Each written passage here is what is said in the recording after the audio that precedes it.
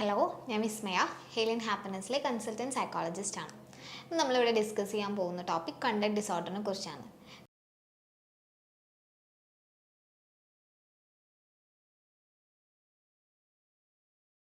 കുട്ടികളിൽ കണ്ടുവരുന്ന ഒരു ബിഹേവിയറൽ ഇഷ്യൂസാണ് കണ്ടക്ട് ഡിസോർഡർ എന്ന് പറയുന്നത്. അതായത് ഇപ്പോൾ ഒരു ഗ്രൂപ്പ് ഓഫ് കുട്ടികൾ അവിടെ ഇരിക്കുകയാണെങ്കിൽ, അല്ലെങ്കിൽ എന്തെങ്കിലും ക്ലാസ്സൊക്കെ കഴിഞ്ഞിട്ട് ഇങ്ങനെ സംസാരിച്ചിരിക്കുകയാണെങ്കിൽ സ്റ്റെപ്പ് എന്നൊക്കെ തള്ളിയിടാനൊക്കെ ഉള്ള ഒരു പ്രവണത കുട്ടികൾ കാണിക്കും. നമ്മളിപ്പോൾ ഒന്ന് രണ്ട് സിറ്റുവേഷനിലൊക്കെ ഇപ്പോൾ നോർമലി കാണുന്നതായിരിക്കും കുട്ടികൾ ഇങ്ങനെയൊക്കെ കാണിക്കുന്നത്. പക്ഷേ ഇതൊക്കെ ഒരു ടൈം കഴിഞ്ഞിട്ടും അല്ലെങ്കിൽ ഒരു പ്രായം കഴിഞ്ഞിട്ടും മൾട്ടിപ്പിൾ ടൈംസിൽ മൾട്ടിപ്പിൾ സിറ്റുവേഷനിൽ ഇതേ ആറ്റിറ്റ്യൂഡ് അല്ലെങ്കിൽ ഇതേ ബിഹേവിയർ ആണ് കുട്ടികൾ കാണിക്കുന്നതെങ്കിൽ നമുക്ക് മനസ്സിലാക്കാം ഇതൊരു കണ്ടക്ട് ഡിസോർഡറിൻ്റെ സിംറ്റംസ് ആണ്. ഏതെങ്കിലും ഒരു ഡയഗ്നോസിസ് വെച്ചിട്ട് അല്ലെങ്കിൽ നമുക്കത് അങ്ങനെ ഒന്നും പറയാൻ പറ്റില്ല. ഞാൻ കുറച്ച് ക്രൈറ്റീരിയാസ് പറയാം, അതെല്ലാം വരുന്നുണ്ടെങ്കിൽ നമുക്ക് മനസ്സിലാക്കാം കുട്ടിക്ക് ഒരു കണ്ടക്ട് ഡിസോർഡർ ആണെന്നുള്ളത്. അതായത് ഇമോഷൻസിനൊന്നും ഒരു വാല്യൂ ഉണ്ടാവില്ല. കുട്ടി ഇപ്പോൾ ബാക്കിയുള്ളവർക്ക് എന്ത് ചിന്തിക്കും അല്ലെങ്കിൽ ബാക്കിയുള്ളവരുടെ ഒരു ഫീലിങ്സിനൊന്നും അത്ര ഇമ്പോർട്ടൻസ് കൊടുക്കില്ല.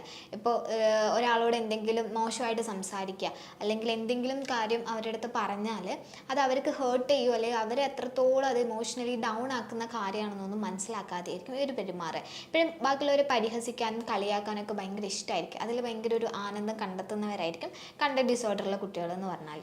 അതുപോലെ തന്നെ നമുക്ക് കണ്ടക്ട് ഡിസോർഡറിലെ കുട്ടികൾക്ക് കണ്ടുവരുന്ന ഒരു വേറെ സിംറ്റം എന്ന് പറയുന്നത് ഇത്തരം കുട്ടികൾക്ക് ഭയങ്കര ദേഷ്യമായിരിക്കും. അതായത് ഭയങ്കര സ്റ്റബേൺനെസ് കാണിക്കും, എല്ലാ കാര്യത്തിനും വാശിയായിരിക്കും. വാശി പിടിച്ച് എന്തും നേടിയെടുക്കാനായിട്ട് അവർ ശ്രമിക്കും.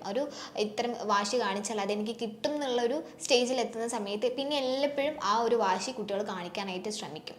അതേപോലെ എന്തെങ്കിലും കള്ളത്തരം പറഞ്ഞിട്ടായിരിക്കും ചിലപ്പോൾ ആ സാധനം നേടിയെടുക്കുക. ഇങ്ങനെ കളവ് പറയാനൊന്നും ഇവർക്ക് ഒരു മടി ഉണ്ടാവില്ല. അതിലൊക്കെ ഭയങ്കര ഇഷ്ടമായിരിക്കും കളവ് പറയുക അല്ലെങ്കിൽ വേറൊരാളെ പറ്റിക്കുക എന്നൊക്കെ പറഞ്ഞാൽ ഭയങ്കര ഒരു ഇഷ്ടമായിരിക്കും അവർക്ക്. അതൊക്കെ ബാക്കിയുള്ളൊരു ഇമോഷൻ അത്രത്തോളം ഒരു ഇമ്പോർട്ടൻസ് അല്ലെങ്കിൽ ഞാൻ എന്തെങ്കിലും ചെയ്തത് കൊണ്ട് ബാക്കിയുള്ളവർക്ക് അത് വിഷമാവും, അല്ലെങ്കിൽ എൻ്റെ പാരൻസിന് ഞാൻ ഇങ്ങനെ പെരുമാറിയത് കൊണ്ട് അല്ലെങ്കിൽ അവരുടെ അടുത്ത് ഇങ്ങനെ കാണിച്ചുകൊണ്ട് അവർക്കത് വിഷമാവുന്നൊന്നും ഇവർ മനസ്സിലാക്കില്ല.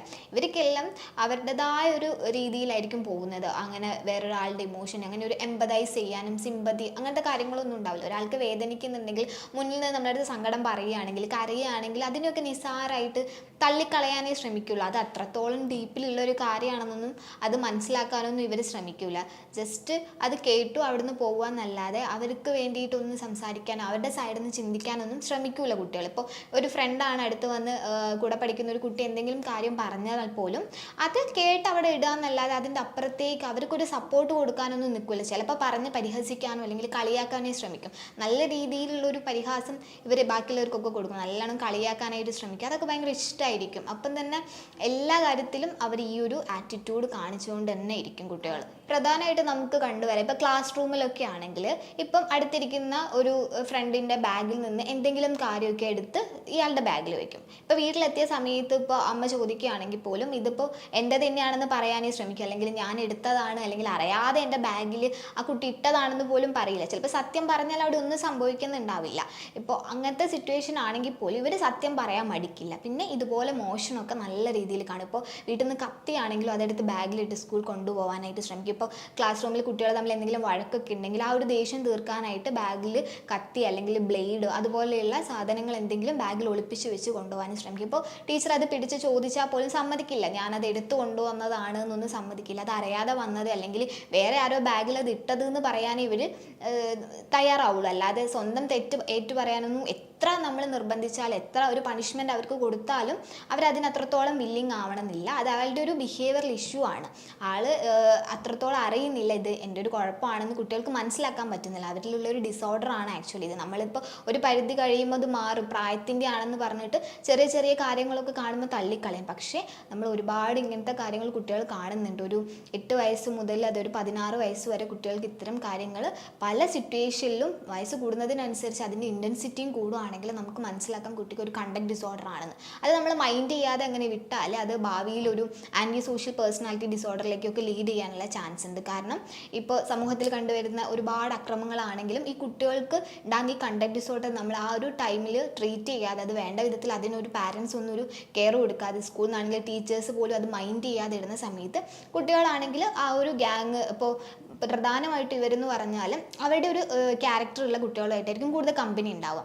അതായത് ഇപ്പം ഇപ്പോൾ നല്ല വികൃതിയായിരിക്കും ഇവർക്ക് പൊതുവെ, ഒരു റൂളും അവർ ഫോളോ ചെയ്യില്ല. ഇപ്പോൾ ക്ലാസ്സിൽ ടീച്ചർ ഇപ്പോൾ സംസാരിക്കരുത് എന്ന് പറഞ്ഞാൽ സംസാരിച്ചുകൊണ്ടിരിക്കാനായിരിക്കും കൂടുതൽ ടെൻഡൻസി കാണിക്കുക.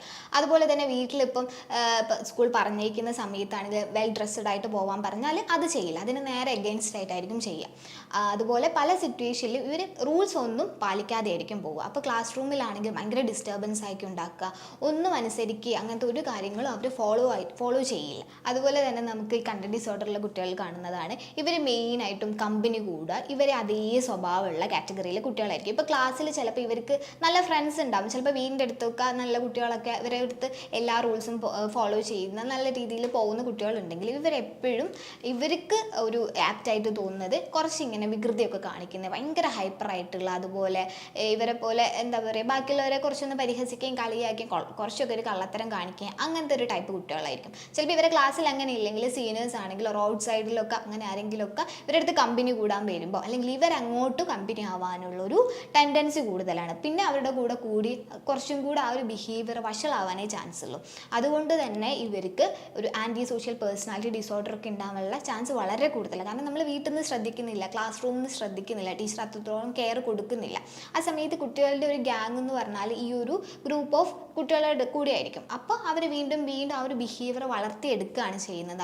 ഒരേ പ്രായത്തിലുള്ള കുട്ടികളില്ലെങ്കിൽ അവരുടെ സീനിയേഴ്സ് ആയിട്ടുള്ള ആൾക്കാരുടെ കൂടി കമ്പനി ആയിട്ട് അവരുടെ കൂടെ അതേപോലെ നടക്കാനായിട്ട് ശ്രമിക്കുക. അതേസമയം കുട്ടികൾക്ക് മനസ്സിലാക്കാൻ പറ്റുന്നില്ല ചെയ്യുന്നതിനുള്ള മിസ്റ്റേക്ക് എന്താണ്, അല്ലെങ്കിൽ ഞാനൊരു ആളുടെ ഇമോഷനൊന്നും വാല്യൂ ചെയ്യാതെ അല്ലെങ്കിൽ ഞാൻ ചെയ്യുന്നത് ഒരു തെറ്റാണെന്നൊന്നും മനസ്സിലാക്കുന്നത്, ഇമോഷനും അങ്ങനത്തെ കാര്യമൊന്നും കുട്ടി അതൊരു തെറ്റാണെന്നൊന്നും മനസ്സിലാക്കാൻ പറ്റില്ല. ഒരിക്കലും ഒരു കുറ്റബോധമൊന്നും അവർക്ക് ഉണ്ടാവില്ല, ഞാൻ ചെയ്യുന്നത് കൊണ്ട് ബാക്കിയുള്ളവർക്ക് പ്രശ്നമുണ്ട് അല്ലെങ്കിൽ ഞാൻ ചെയ്യുന്ന ഈ ഒരു ആറ്റിറ്റ്യൂഡ് അത്ര ശരിയല്ല, അതൊരു മോശമാണെന്നൊന്നും അവർക്ക് മനസ്സിലാക്കാൻ പറ്റില്ല. അതായത് പറഞ്ഞു വരുമ്പം എന്താണ്, നമ്മുടെയൊക്കെ ഒരാൾ മുന്നിൽ നിന്ന് കരഞ്ഞാൽ അല്ലെങ്കിൽ നമ്മുടെ അടുത്ത് ഒരാൾ സങ്കടം പറഞ്ഞാൽ അത്തരം സാഹചര്യത്തിലൊക്കെ നമുക്ക് കുറച്ച് ഇമോഷൻ, നമുക്ക് ആ ഒരു ഫീൽ കിട്ടും. പക്ഷേ ഇത്തരം കാര്യങ്ങളൊന്നും ഇല്ലാത്ത കുട്ടികൾ എന്ന് പറഞ്ഞാൽ നമ്മുടെ എല്ലാ കാര്യത്തിലും ഒരു ഡെവലപ്മെൻറ്റൽ ഡിലേ സംഭവിക്കുമ്പോൾ, ഇങ്ങനത്തെ ഈ ഒരു ഇമോഷണൽ ഏരിയയിലൊക്കെ ഡെവലപ്മെൻറ്റൽ ഡിലേ സംഭവിക്കുമ്പോൾ അങ്ങനത്തെ കുട്ടികൾക്ക് കണ്ടക്ട് ഡിസോർഡർ ഉണ്ടാവാനുള്ള ചാൻസ് കൂടുതലാണ്. അതാണ് ഒരു മെയിൻ റീസൺ എന്ന് പറഞ്ഞാൽ അതാണ്. പിന്നെ കുട്ടി വളർന്നു വരുന്നൊരു സാഹചര്യം അതിന് നല്ല രീതിയിൽ എഫക്റ്റ് ചെയ്യുന്നുണ്ട്. പിന്നെ ജെനറ്റിക്കലി അതൊരു റീസണായിട്ട് തന്നെ നമുക്ക് പറയാവുന്നതാണ്. ഇത്രയും കാര്യങ്ങളാണ് ഒരു കണ്ടക്ട് ഡിസോർഡർ ഉണ്ടാവാനുള്ള ഒരു കാരണം എന്ന് പറഞ്ഞാൽ. അതേപോലെ മോഷണം എന്ന് പറഞ്ഞാൽ, മോഷണം ഇപ്പം അടുത്ത വീട്ടിലുള്ള എന്തെങ്കിലും സാധനമാണെങ്കിൽ അത് ഇപ്പോൾ അവിടെ വീട്ടിലോട്ട് ഇടയ്ക്കിടയ്ക്ക് പോകുന്ന സമയത്ത് കുട്ടി അത് എടുക്കാനുള്ളൊരു ടെൻഡൻസി കാണിക്കും. എടുത്തു കഴിഞ്ഞാൽ അത് പറയത്തില്ല, ഒരിക്കലും എത്ര ചോദിച്ചാലും പറയില്ല. ഇപ്പോൾ സ്വന്തം വീട്ടിൽ നിന്നാണെങ്കിൽ പോലും ചെറിയ എന്തെങ്കിലും സാധനം എടുത്താൽ പറഞ്ഞാൽ ഒരു കുഴപ്പവും ഉണ്ടാവില്ല, പക്ഷേ അവർ പറയില്ല, പറയാനായിട്ട് ഒരു ശ്രമം പോലും നടത്തില്ല, എത്ര തന്നെ നിർബന്ധിച്ചാലും അവർ പറയില്ല. അതേപോലെയാണ് പറ്റിക്കുന്നതിൽ ഭയങ്കര ഇഷ്ടമായിരിക്കും. ഇപ്പം അടുത്ത ഒരു വീട് അന്വേഷിച്ച ഒരാൾ വന്നാലും തൊട്ടടുത്താണെങ്കിൽ പോലും പറഞ്ഞു കൊടുക്കാൻ മടിയായിരിക്കും. അതിലൊരു രസം കണ്ടെത്തിയിട്ട് 2 മൈൽ അല്ലെങ്കിൽ 5 മൈൽ അപ്പുറമുള്ള ഏതെങ്കിലും ഒരു വീട് കാണിച്ച് അതാണ് സിമ്പിൾ എന്നൊക്കെ പറഞ്ഞിട്ട് അവരോട് തെറ്റായ ദിശയിലൂടെ പറഞ്ഞു വിടാനൊക്കെ ശ്രമിക്കും. അങ്ങനെ എല്ലാ രീതിയിലും കുട്ടികൾ ഈ രീതിയിലുള്ളൊരു ബിഹേവിയർ ആറ്റിറ്റ്യൂഡായിരിക്കും കുട്ടി കാണിച്ചുകൊണ്ടിരിക്കുക. അപ്പോൾ നമുക്ക് മനസ്സിലാക്കാവുന്നത് കുട്ടി ഒരു നോർമലായിട്ട് പോകുന്ന കുട്ടിയിൽ നിന്നും എന്തൊക്കെയോ ഒരു പ്രശ്നം കുട്ടിക്കുണ്ട്. അപ്പോൾ അതെന്താണെന്ന് നമ്മളൊരു സൈക്കോളജിസ്റ്റിനെ കൺസൾട്ട് ചെയ്യുകയാണ് വേണ്ടത്. ഇപ്പോൾ നമ്മുടെ ചുറ്റും ഉണ്ടാവും ഇതുപോലത്തെയൊക്കെ കുറേ ബിഹേവിയറൽ ഇഷ്യൂസ് കാണുന്ന കുട്ടികൾ. പക്ഷേ അതൊക്കെ ഇത്രയും ക്രൈറ്റീരിയ ആ കുട്ടികൾക്കുണ്ടോ, അല്ലെങ്കിൽ ഒരു 8 വയസ്സ് മുതൽ 16 വയസ്സ് വരെ കുട്ടി ഇങ്ങനെ കാണിച്ചുകൊണ്ടിരിക്കുന്നുണ്ടോ, മൾട്ടിപ്പിൾ ടൈംസ് മൾട്ടിപ്പിൾ സിറ്റുവേഷനിലാണ് കുട്ടി കാണിക്കുന്നതെന്നൊക്കെ നമുക്ക് മനസ്സിലാക്കിയാൽ പറയാൻ പറ്റും ഇതൊരു കണ്ടക്ട് ഡിസോർഡർ ആണോ അല്ലയോ എന്നുള്ളത്. ഏതെങ്കിലും ഒരു ക്രൈറ്റീരിയ വെച്ചിട്ട് നമുക്ക് ഒരിക്കലും അതൊരു കണ്ടക്ട് ഡിസോർഡർ ആണെന്ന് പറയാൻ പറ്റില്ല. ഇത്രയും കാര്യങ്ങൾ ഒരു കുട്ടിയിൽ കണ്ടുവരുന്നുണ്ട്, അതും പല സിറ്റുവേഷനിലാണെങ്കിൽ ഇതൊരു കണ്ടക്ട് ഡിസോർഡർ ആണെന്ന് പറയാം. ഓക്കെ, ഇതുപോലുള്ള ഒരു ഇൻഫോർമേറ്റീവ് വീഡിയോയുമായി നമുക്ക് വീണ്ടും കാണാം. താങ്ക്